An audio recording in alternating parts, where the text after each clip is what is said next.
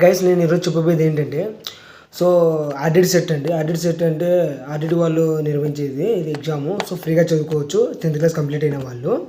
So చూస్తున్నారు కదా, చెప్పేది వినండి, నేను చెప్తాను క్లారిటీగా. స్టేట్ సిలబస్ ఉన్న వాళ్ళు 500 మార్కులు అది పైన వచ్చిండాలి.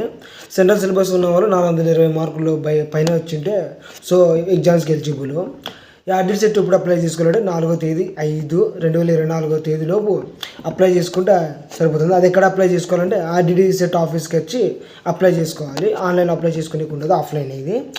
ఏ మార్క్స్ కావాలంటే 10th మార్క్స్ లిస్ట్, అంటే ఇది హాల్ టికెట్ వచ్చిన తర్వాత ఎగ్జామ్స్ రిజల్ట్స్ వచ్చి ఉంటాయి కదా, సో దాని మార్క్స్ మేము తీసుకోకపోతే సరిపోతుంది. అదే హాల్ టికెట్, మళ్ళీ ఆధార్ కార్డు, తల్లిదండ్రులది Aadhaar card, study certificate, ration card, caste certificate కూడా కావాలి కంపల్సరీగా.